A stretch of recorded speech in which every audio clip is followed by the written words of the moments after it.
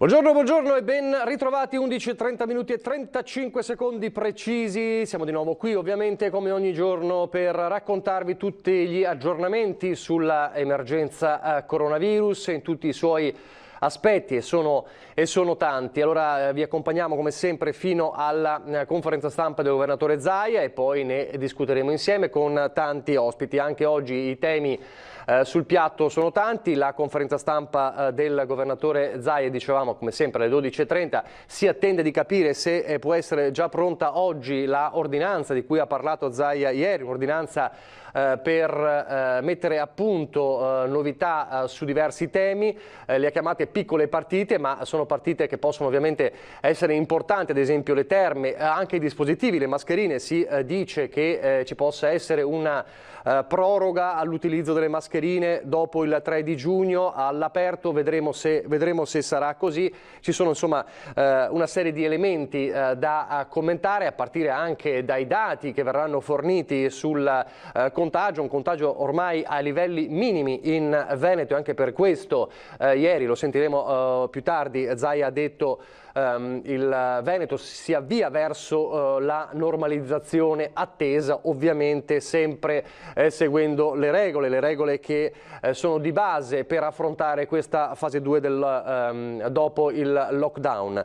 Le partite aperte sono quelle delle elezioni, ancora si dibatte su quando andare a votare e si va un po' in ordine sparso.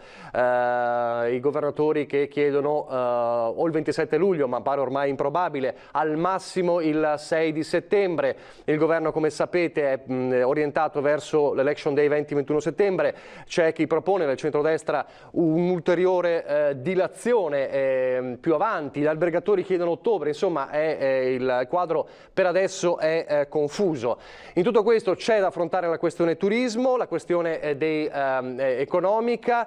Il presidente di Banca Italia Visco ha da poco terminato la sua relazione di Banca d'Italia sull'emergenza coronavirus con dati preoccupanti. Ha detto il PIL crollerà del 13%. Parleremo allora subito con il nostro ospite anche di Recovery Fund e quindi di questa importante iniezione, ma come vedremo segue un percorso questa iniezione da 172 miliardi all'Italia, ma anche, e lo vedete nel titolo subito, la questione delle frontiere che riaprono dal 3 di giugno, ma manca evidentemente, le auspicava il governatore Zaia, una linea comune europea, tanto che Austria, Croazia e Svizzera hanno escluso l'Italia per adesso dall'apertura delle frontiere nei loro paesi e viceversa. Un asse turistico Austria, Croazia e Svizzera che ovviamente può avere un peso importante. Allora, buongiorno all'europarlamentare l'onorevole Herbert Dorfmann, buongiorno. Stava per iniziare il saluto e si è bloccato, ecco, adesso lo vedo, mi sente? Sì, la sento. Benissimo, esponente ovviamente del Südtiroler Volkspartei e in Europa con il PPE. Allora, buongiorno, partiamo proprio da questo e poi parliamo del Recovery Fund e anche della questione economica. Insomma, l'allarme di Banca Italia è chiaro. Austria, Svizzera e Croazia che dicono no all'Italia. È un tema importante questo. Ieri Zaia diceva auspico che la riapertura a livello europeo sia regolamentata a livello comunitario, insomma che ci sia un'apertura un po' tutti insieme e non con chiusure. Come la vede? Ma io penso che il documento che la Commissione europea 2 settimane fa ha proposto sull'apertura dei confini è un documento ragionevole che prevede un'apertura che tiene conto solo dei dati di infezione Covid, non devono essere escluso ogni altro ragionamento come eventuali opportunismi o protezionismi.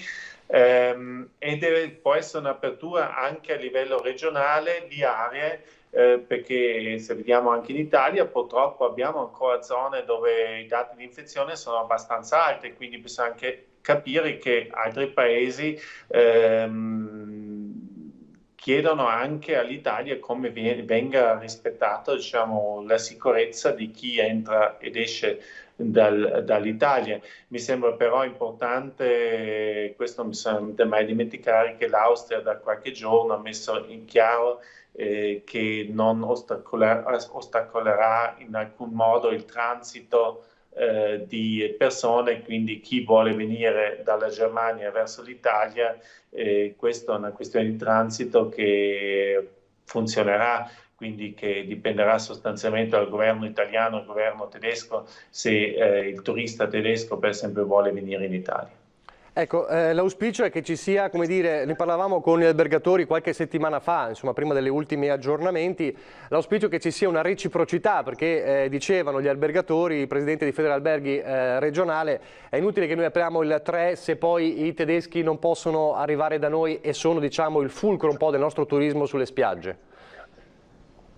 Beh, chiaro, io penso anche che non bisogna mai dimenticare che la libera circolazione delle persone in Europa non è un optional, è un diritto dei cittadini e questo diritto può essere ristretto solo in una situazione eccezionale. Non c'è dubbio che il coronavirus è una situazione eccezionale, però appena questo pericolo rientra o è gestibile, i confini devono essere riaperti. E l'idea di dire non facciamo tutte vacanze a casa, cerchiamo di tenere la gente nel proprio paese, non deve essere un ragionamento. Poi è chiaro che per far ripartire il turismo non servono solo confini aperti, servono anche tante altre misure, certo, come per esempio il traffico aereo, la riapertura anche delle proposte culturali, quindi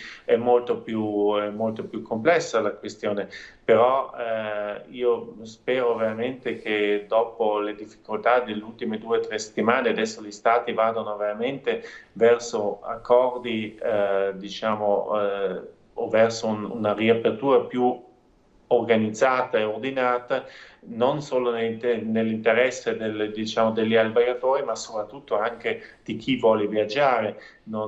Chi vuole andare in giro in Europa non deve avere bisogno di un manuale per capire cosa può fare dove. È anche una questione di chiarezza per chi vuole viaggiare. E quindi il suo auspicio è che venga messo un punto fermo su questo nei prossimi giorni? Ci sarà? Beh, io penso che stiamo già migliorando dopo purtroppo il procedimento unilaterale, soprattutto della Germania, dell'Austria e della Francia. Adesso stiamo rientrando in una situazione più condivisa. Io ho sempre detto, per me sarebbe importante che più o meno verso metà giugno, quando inizia anche la stagione turistica nelle zone di montagna e del mare, ripristiniamo veramente la libertà di circolazione in Europa. Io non penso che sia poi tanto importante se il 3 giugno o il 15 giugno, però dobbiamo avere una sicurezza anche per gli albergatori, anche per chi vuole andare in vacanze, e questa sicurezza non deve esserci nei prossimi giorni. Spero veramente che sia così. Senta, allora parliamo del Recovery Fund. Intanto, come dicevo prima, l'allarme di Visco, la reazione di Banca Italia post-emergenza sanitaria, non certo post-emergenza economica. Il PIL crollerà del 13%, sono le stime di Banca Italia. Rischio aumento diseguaglianze col Covid, le famiglie più povere perdono il doppio, così dice Visco. Allora, Recovery Fund, questi 172 miliardi, una notizia insomma che ha dato una luce importante all'Italia, però bisogna spiegare bene che c'è un percorso di questo Recovery Fund, non sono 172 miliardi che arrivano così. Com'è questo percorso? No, prima di tutto questa è una proposta della Commissione europea, una proposta che da noi in Parlamento, quando il Presidente della Commissione von der Leyen l'ha presentato questa settimana in Parlamento europeo, io ho visto uno spirito molto positivo in tutti i gruppi politici, un consenso di tutti i gruppi politici, tranne l'estrema destra euroscettica, che è stata fortemente scettica, perché chiaramente vede in questo Next Generation EU, quindi questo fondo di ricovero, sostanzialmente un ulteriore passo verso un'unione politica sempre ostacolata da questa forza politica. Però da noi in Parlamento mi sembra che la maggioranza sia abbastanza larga, mentre in Consiglio, quindi tra gli Stati membri, manca un accordo, e sappiamo che qualche Stato è fortemente critico. Io spero veramente che anche i capi di Stato e Governo adesso prenderanno velocemente una decisione, e che la decisione sia molto simile a quella, alla proposta che abbiamo sul tavolo, perché la trovo una risposta coraggiosa, politicamente interessante anche per l'Unione stessa, perché rafforza l'Unione ed è un vero segnale di solidarietà tra i 27 Stati membri dell'Unione Europea, solidarietà diciamo necessaria per i paesi più colpiti, soprattutto purtroppo anche l'Italia, però solidarietà necessaria anche per l'Unione stessa, che deve ritornare diciamo, su un binario di collaborazione e non su un binario di nazionalismo che purtroppo abbiamo avuto negli ultimi anni. Secondo lei questa proposta, insomma, e questo si attende accordo, metterà, diciamo, a tacere il sovranismo, o sarà difficile? Ma a tacere no, però io penso che se verrà accettata, chi negli ultimi anni, e non ne mancavano anche in Italia, ha detto che l'Unione è morta, che non c'è più, che non c'è solidarietà, che l'Italia non avrà mai bisogno dell'Unione perché può fare tutto da solo. Queste forze politiche, la gente vedrà che questi pensieri politici non hanno avuto ragione. L'ultima cosa che le chiedo, certo, dicevamo prima, c'è un percorso chiaramente per questi fondi. Una volta che si troverà l'accordo ci sarà un piano quadriennale che dovrà essere presentato dagli Stati, peraltro, insomma, se si raggiunge poi l'accordo nel 2020 l'Italia non vedrà subito questi soldi. Ecco, c'è un percorso chiaramente. C'è un iter. C'è un percorso, e questo è anche da noi in Parlamento una questione importante. Questi soldi non devono essere semplicemente soldi dati a uno Stato membro, e deve essere anche molto chiaro che questi soldi devono essere completamente separati dal debito esistente degli Stati, cioè sostanzialmente non devono aiutare allo Stato a ripagare i debiti che già ha, ma devono essere veramente investiti per i danni che sono stati creati dal coronavirus, e devono servire anche per rendere l'Unione, non solo gli Stati, ma l'Unione più forte, portare l'Unione verso una conversione ecologica, un'Unione più sostenibile, sostenere il Green Deal, anche rendere un'Unione più democratica. E questo sicuramente non è un problema italiano, per fortuna, però abbiamo alcuni Stati che, penso alla Polonia, penso all'Ungheria, penso anche a Malta, dove negli ultimi anni il concetto di democrazia e di Stato di diritto sono stati messi in forte discussione da decisioni di quei governi.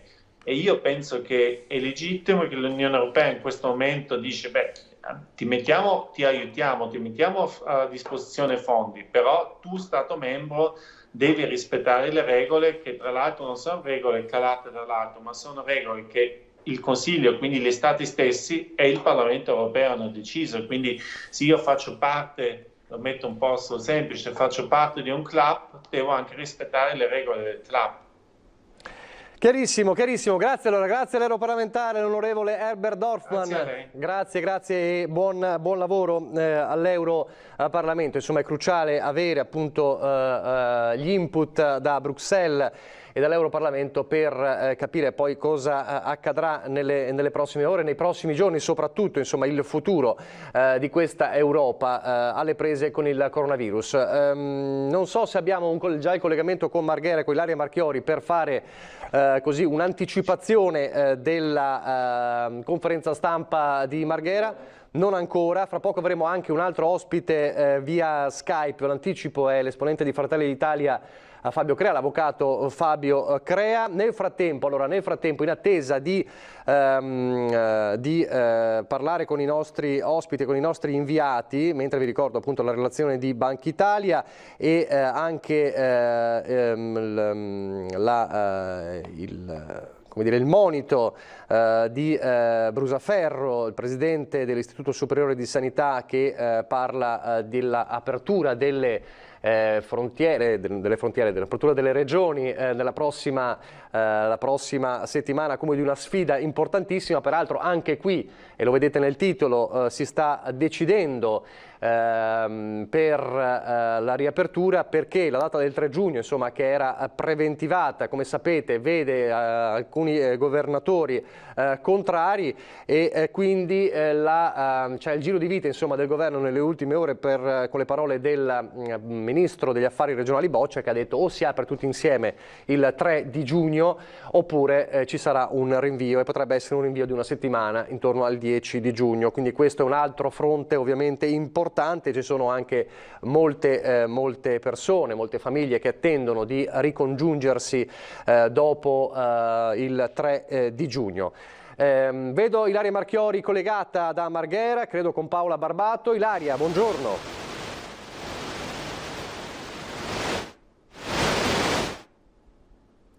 Il microfono attivo. Sì, forse non la sento, forse c'è un problema col microfono. Allora facciamo così, in attesa di sentire Ilaria, facciamo così, vediamo, lo ha annunciato ieri Zaia parlando dei nuovi accessi in ospedale, diciamo gli ospedali dopo l'emergenza Covid che ripartono, ma ripartono anche con delle modalità importanti e nuove per tutti quanti e delle regole. Allora il primo spot che vediamo è quello dell'accesso al pronto soccorso. Come sarà l'accesso al pronto soccorso? Vediamo.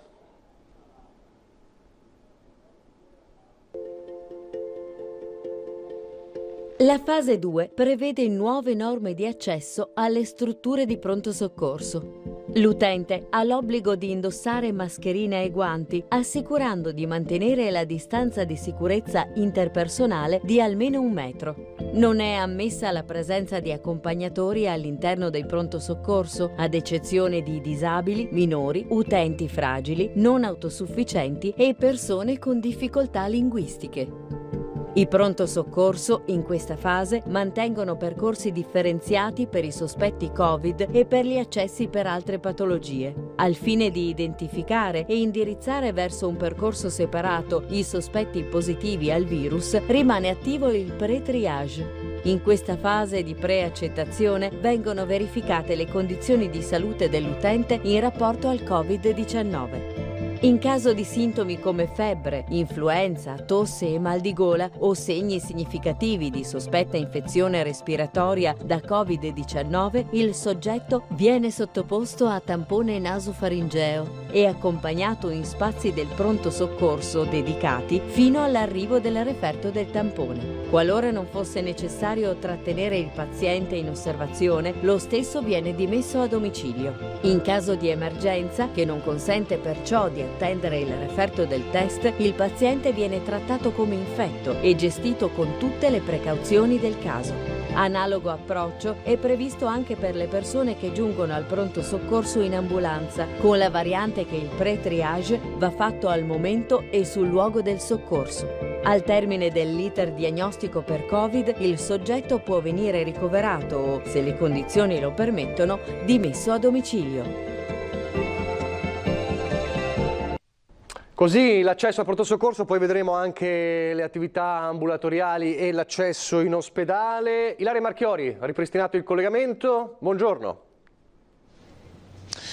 Sì, eccoci qui, dovrebbe funzionare tutto. Buongiorno Nicola, buongiorno a tutti i telespettatori. Siamo in attesa della nuova conferenza stampa del governatore Zaia che inizierà a breve, e oggi potrebbe anche arrivare l'ordinanza che è stata annunciata nei giorni scorsi e che riguarda l'utilizzo anche dei dispositivi, delle mascherine, che potrebbe dunque protrarsi fino al 15 di giugno e non quindi fino al 3 come invece è stato detto finora. Potrebbe parlarcene oggi, esporla oggi, come potrebbe farlo anche domani, al più tardi domenica. Dunque tutti i giorni sono buoni. Questa forse quella che sarà la novità di oggi. Intanto invece importantissimo quello che sarà il fine settimana veneziano, e che sarà un fine settimana all'80% quello di Piazza San Marco, perché proprio da oggi ripartono la maggior parte delle attività,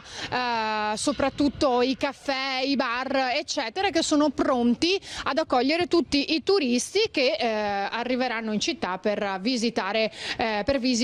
Il segnale di un risveglio si potrebbe così definire, anche se per ora a rimanere con le saracinesche abbassate sono il caffè Florian e il Chioggia, oltre a qualche altra attività, ma comunque in minoranza, perché tutte le attività vogliono gridare a gran voce il loro ritorno e sono pronte ad accogliere chiunque vorrà arrivare in laguna. Uno dei simboli che riapre proprio i battenti al Quadrino, ovvero il ristorante del caffè Quadri, lo sappiamo gestito dai fratelli Alaimo, che ha aperto ieri. Hanno lavorato, dicono, per effettuare tutti gli adeguamenti e ci siamo adattati come tutti.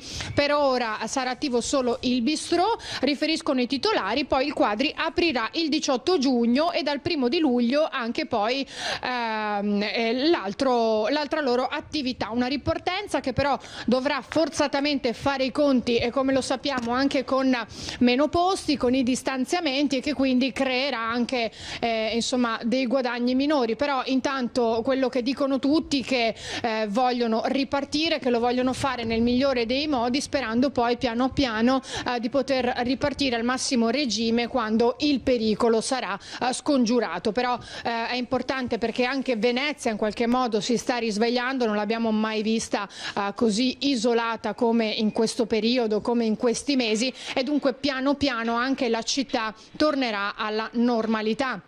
E così tutte le altre città e tutti gli altri posti che finora sono rimasti a saracinesche abbassate e che ora hanno tutta la voglia di ripartire. Dunque se non ci sono altre domande dallo studio, noi ci posizioniamo all'interno in attesa di sapere che cosa ci dirà oggi il presidente Zaia. Grazie.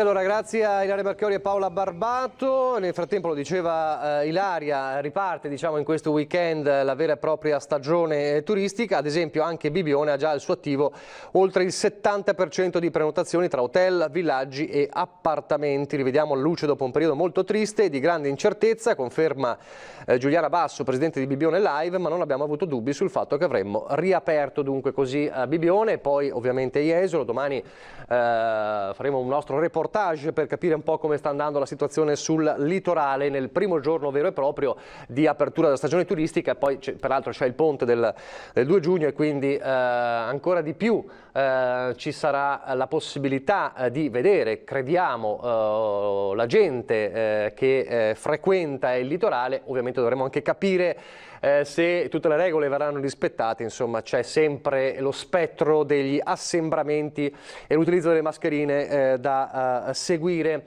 Vedo in collegamento Fabio Crea, l'avvocato Fabio Crea. No, è scollegato, vedevo l'immagine ma non ancora lui.